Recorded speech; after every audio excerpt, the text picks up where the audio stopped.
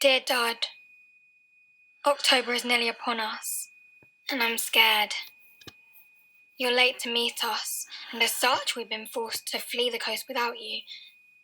On the back of this letter is a map to Andy's house by the ocean. It would be kind of nice to see you before the end of the world and when we all die.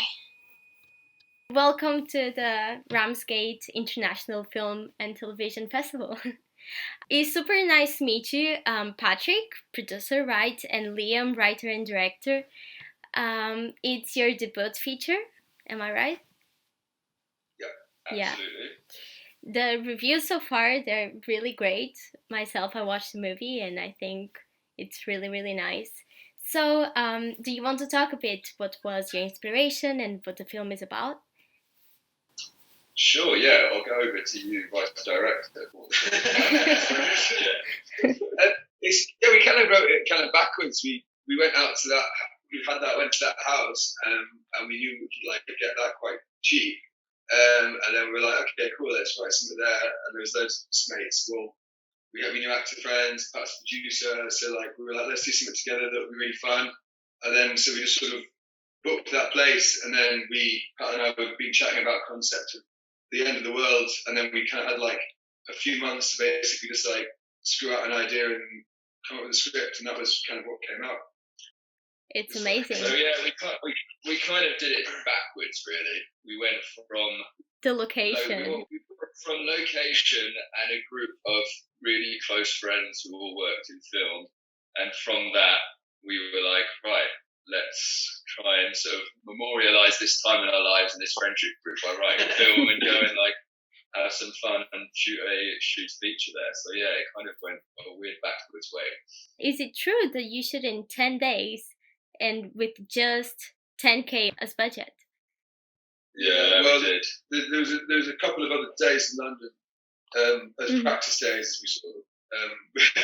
But yeah, the majority of the film, everything from the coast to sort of 5 minutes in onwards, was shot in France in 10 days. Yeah, it was. But I mean, that was done out of naivety, really. We didn't really realise how difficult that would be until we started. It's amazing how long a day can be actually when you really want it to be. I hope that we were all in one location. So I think practically that always helps, and it makes things way simpler from a production standpoint. We weren't moving locations loads. We just had to get people there. We had to get equipment there. We had to get ourselves there, and then that was it. Then people essentially were trapped. That makes it sound like they weren't happily trapped. I think they were mostly happily trapped. Well, so, I think that's a feeling that most of people have been feeling for the last year, feeling trapped in a space. And that's another question I want to make. Was it somehow an inspiration, the pandemic situation, with being isolated, or how was the creative process to get to the concept? Well, Josh, we shot it before COVID, so you can blame COVID on us. I don't know, but we definitely were inspired by it. We started with coming to the concept. It was more like we knew we had these two guys going to the end that had 3 days left to live, and we sort of set that as the boundary of it. So that was the game. These guys have got 3 days to live, and what would you do in that time? And what would we do as a group? How would you respond to that time when it's ultimately banal? And then it was obviously you have these two conversations of want to do something meaningful, want to do something completely down, want to have fun, and that's when the two characters kind of sprung from. Talking about characters and waffles. So I think it's no coincidence that the production is called Greasy Waffles and there's loads of... Very correct. The name very much came after the film, yeah. Like I said, when we started, we didn't have this tangible production company or anything. It was let's go make this film. It's only after we finished that we were okay, we're going to carry on working together and doing some more projects. So yeah, Greasy Waffle is very much an homage to Dead in October, our first film. So, it's an aftermath. Yes, yeah, exactly. I was going to say though, based on what you were saying before about the COVID thing, I mean, we didn't have any idea that COVID was coming up, obviously, and we weren't thinking about that when we made the film. But I think we were thinking about the fact that there was a lot of issues in the world, whether they be environmental or social or whatever, and you were thinking like, if the worst did happen, then what would you do? And it just so happened that a year later, we were all stuck inside, and it seemed to mirror the lives of our characters pretty precisely. And about the environment, that was another question I had.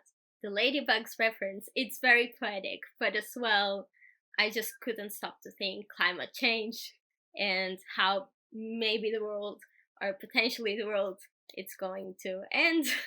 I don't know if it was a bit of the idea of them. Yeah, that was the main starting point, really.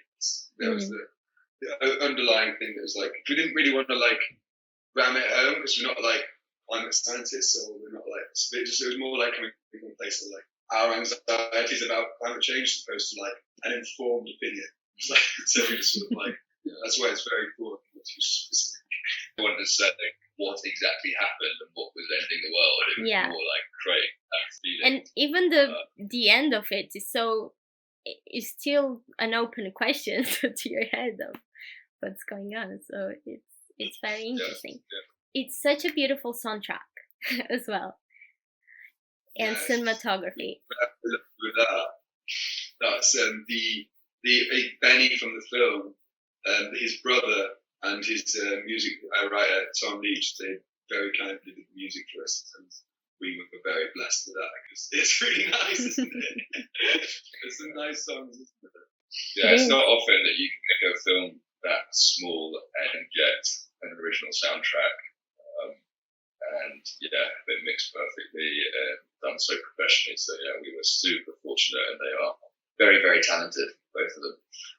So thank you. Nine pockets music.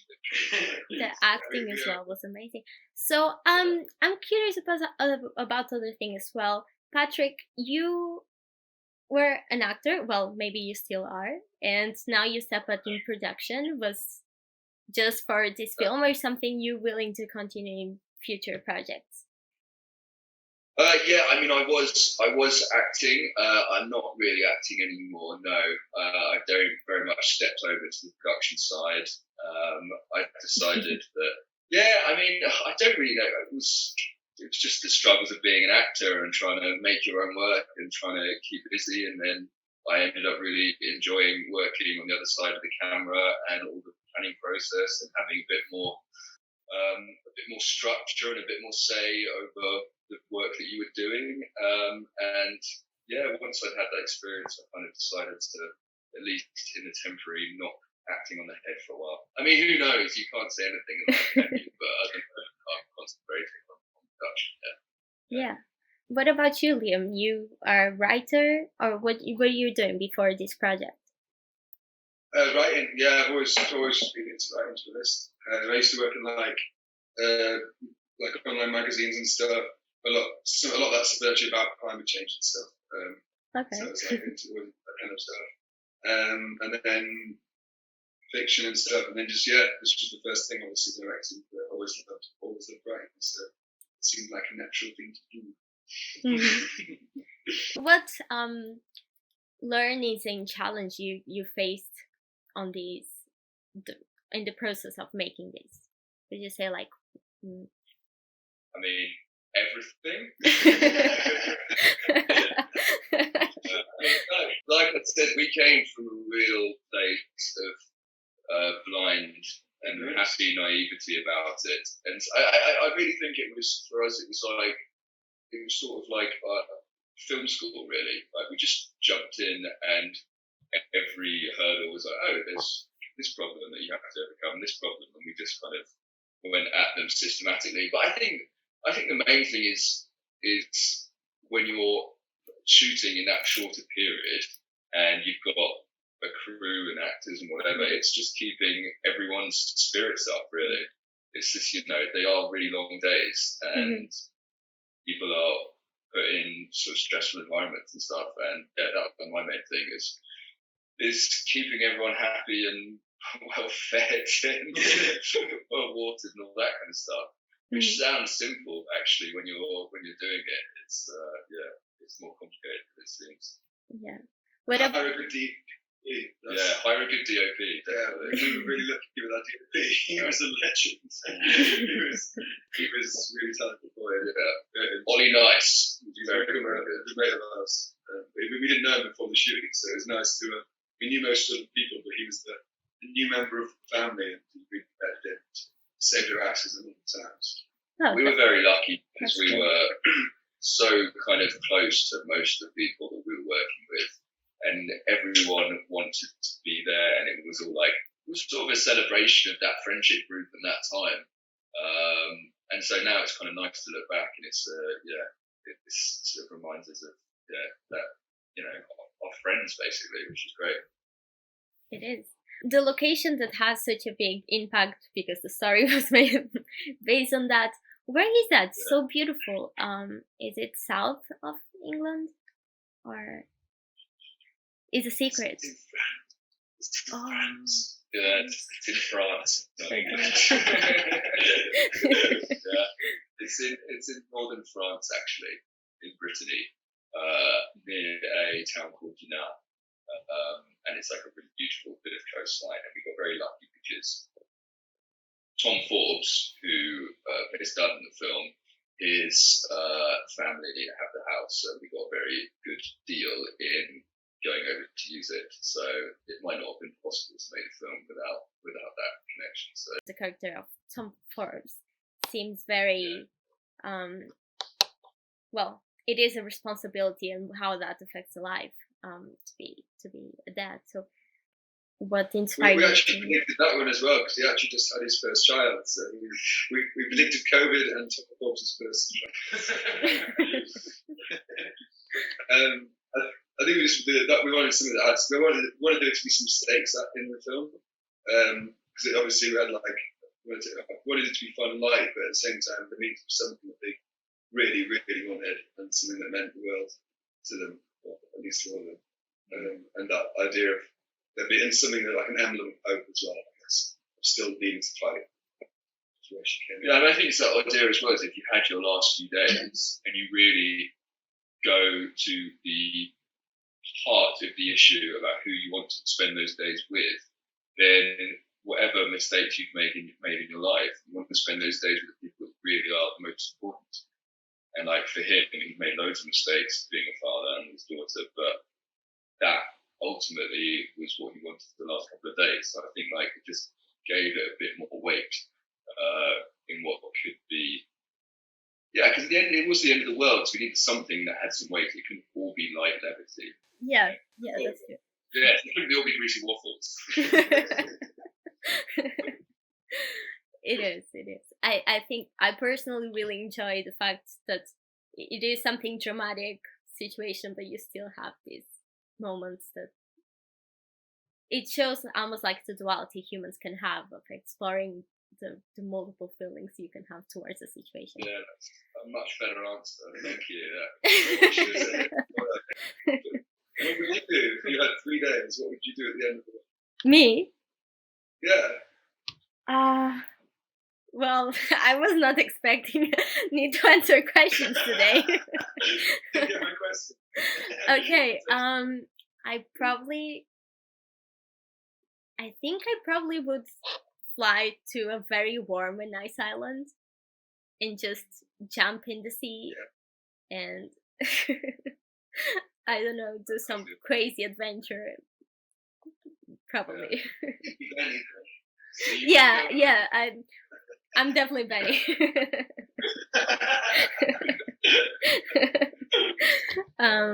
Maybe that's the sequel. We'll just go to a nice island and just go swimming. Yeah. I mean, that is what they talk about in the film. That's true, actually. They do. They say they want to go to an island and go swimming. Yeah. You see, it's just like... Well, you already told me a bit that this is a celebration of a friendship.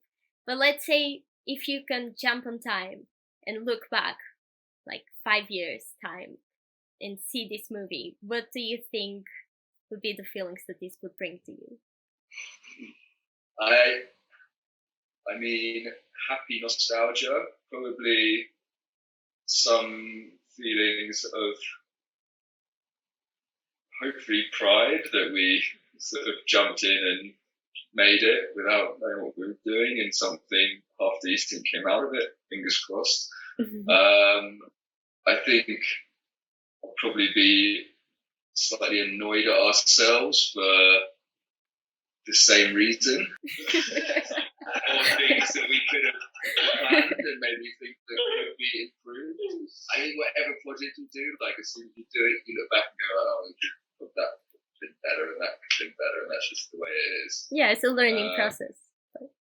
Yeah, exactly. But I think the most thing is to just be, I mean, Eddie and like Tom are two of our best friends, and to see them frolic around together for, you know, an hour and a half or 2 hours, it's just really fun to watch.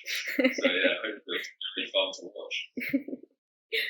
All right. And what about the impact you would like to have in the audience?